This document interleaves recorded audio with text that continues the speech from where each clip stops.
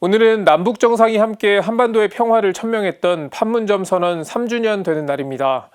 하지만 두 정상의 다짐과 달리 한반도 평화는 위태로운 상황에 처했습니다. 판문점 선언 3주년을 맞아 현 상황을 진단하고 앞으로의 길을 찾는 다양한 행사가 열렸는데요. 현 상황을 바라보는 각계각층의 목소리를 장현민 기자가 정리했습니다. 평화를 이룰 수 있다는 희망으로 물들었던 지난 2018년 4월. 하지만 3년 뒤인 현재 한반도 상황은 180도 달라졌습니다.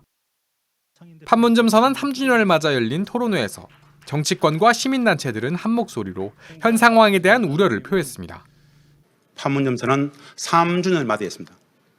현재 상태 속에서는 어떠한 해법도 없습니다. 그냥 시간만 가고 있습니다. 오히려 저는 위기의식이 있습니다. 2017년의 위기를 능가하는 우리가 감당할 수 없는 북미 간의 위기가 고조되진 않을까. 하노이 노딜 이후에 이제 대화가 멈춰섰습니다.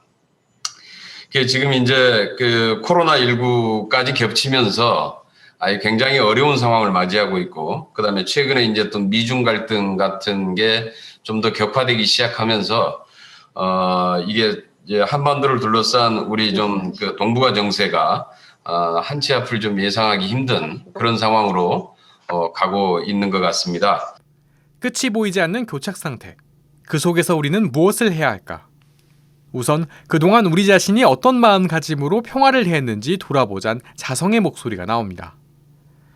개성공단 재개선언 범국민연대 상임대표 함세웅 신부는 평화를 얘기하기에 앞서 우리가 서로를 진정으로 형제로 생각했는지 돌아보자고 당부했습니다. 우리 사회 공동체가 북의 형제자매들을 정말 한 형제자매로 껴안고 생각해야 된다. 이 부분이 대단히 중요한데 우리 남한 공동체에서 생각이 조금 다른 분들 이 점에 대한 이해가 대단히 부족합니다. 우리가 한 형제자매다. 이 부분을 늘 마음속에 새기면 좋겠고 변화된 환경에 맞춰 한반도 평화 프로세스 역시 새로운 접근법을 찾아야 한다는 목소리도 높습니다. 국회 한반도 평화 포럼 공동대표 김한정 의원은 2018년과 같은 상황은 다시 오기 어렵다며 변화된 상황에 맞는 새로운 접근법의 필요성을 강조했습니다.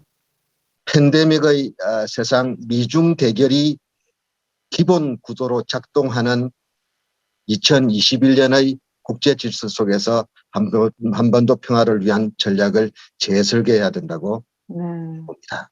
실질적으로 북에게 도움이 되는 인도적 지원, 조용한 지원을 통해서 북의 자세 전환 모멘텀을 만들어가야 되는 상당히 낮은, 어떻게 보면 2018년에 비해서 낮은 수준의 새로운 접근들을 해나가야 될 것이다.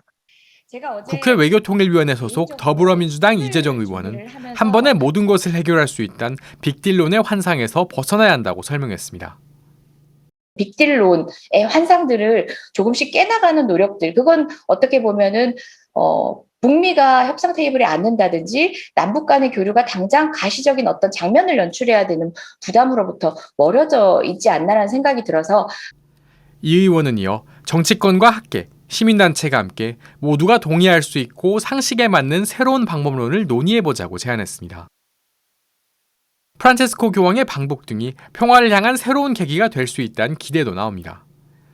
의정부교구 가톨릭 동북아 평화연구소장 강주석 신부는 프란체스코 교황의 방북을 통해 평화의 새로운 계기를 만들 수 있을 것이라고 말했습니다.